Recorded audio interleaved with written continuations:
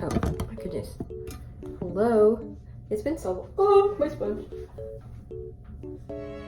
Sorry, dropped my sponge on the floor.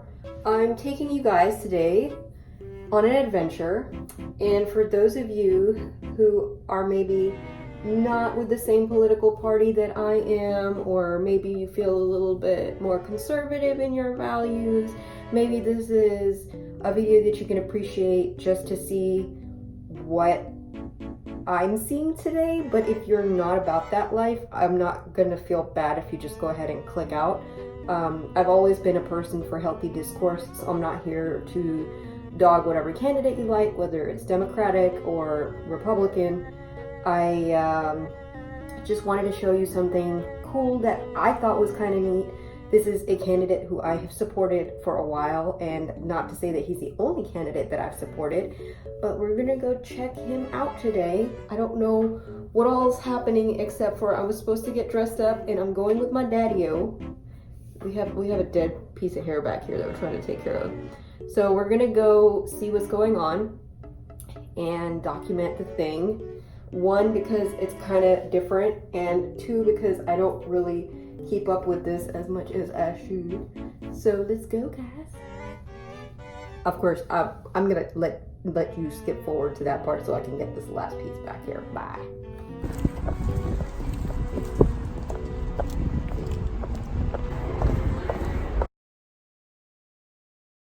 Doing every day, and that is demonizing immigrants. And for me, the issue is a little bit personal, because I am the son of an immigrant. That's the simple truth. My father came from Poland to flee anti-Semitism and poverty and came to the United States. So I will not allow this president or anybody else to demonize millions of people who are working hard every single day, maintaining this economy, keeping this economy going, doing some of the most difficult and underpaid work in the country. So we stop the demonization, and we understand that it has been immigrants who have made America what it is. That's number one. Number two, we have about 11 million undocumented people in this country. I will aggressively fight for, and we will succeed, because this is what the American people want, and with decent leadership we'll get it. I'm more than aware of what is going on in Kashmir. I was not fully aware of the health impacts of what's going on. Paying more attention to the political impacts and the repression and the jailing and the lack of people, the inability of people to communicate outside of the country. So thank you for that, and I will speak about it. I'll speak about it a little bit in a few minutes or later this afternoon, but more importantly, I will speak about it around the country. Thank you very much.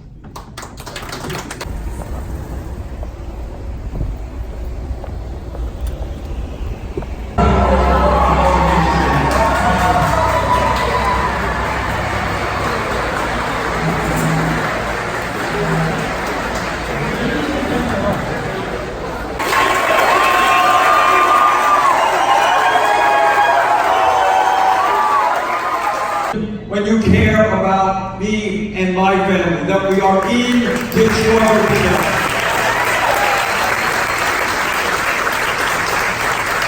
That our job is not to step over each other, to discard each other, to cheat each other, to lie to each other, but to work together to create the best kind of nation and world that we can. It also means equal pay for equal work. Women should not make 80 cents on the dollar compared to men. That's right. And then when we talk about the economy, we are talking about the need to rebuild our crumbling infrastructure. Abdul mentioned the water crisis in Flint, but Flint is not the only city in America.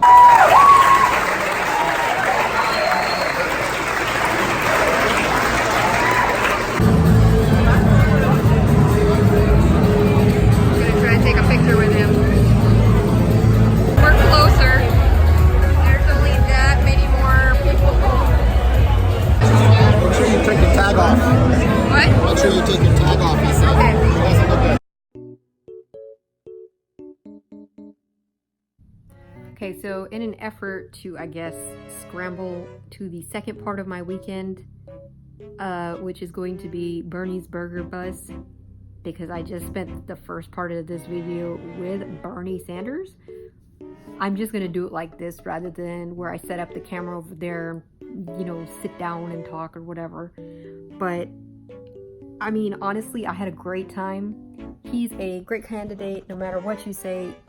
You know, he's dedicated his life to being a public servant, and he's had a life of public service, and he really stands by the things that he says.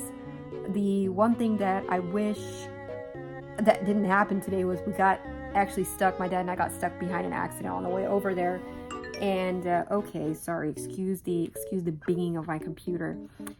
We got stuck in an accident, and when we got there, we did not realize, but the person that invited us actually invited us to like a little round table event, and my stomach is growling, so all sorts of like noises, please ignore them. So when we went in there, he was already pretty much through his conversations. We got to be there for the last couple of questions. Then we were escorted to the bigger hall that you saw in the video, and we were standing a little further back and got to hear him address everybody. And you know, it was kind of like just a very generic kind of talk, but things that, you know, when you're in these moments of looking for some political reform, it feels good. So I don't know, it was nice to be there. It was nice to actually get to meet him when we went up there. Finally, like, he ended up taking pictures of every single person in the room, by the way, okay? So that man is, I think, the same age or older than Joe Biden, and he has more energy than any of us. And my dad had noticed that too. So when we got on stage, why is my eyelash itching? Okay. So when we get on stage, my dad gets up there, and I shake his hand, and my dad goes, damn, man, you've got more energy than anybody I know. So we did not realize that at that time, the person who takes the photographs, you literally have to open the phone, hand it, take a shot, and you get off the stage so that they can get to everybody. Did not know that my eyes are half closing because my dad just gets through his little joke, and I'm about to go into my laugh. So if you do end up seeing on my Instagram that picture, that's what it was. But I did get to say the one thing that I wanted to say to him, which was, "You get it, Mr. Sanders." And he said, "Okay, yes, get it." Or something to, "Okay, yes, I get."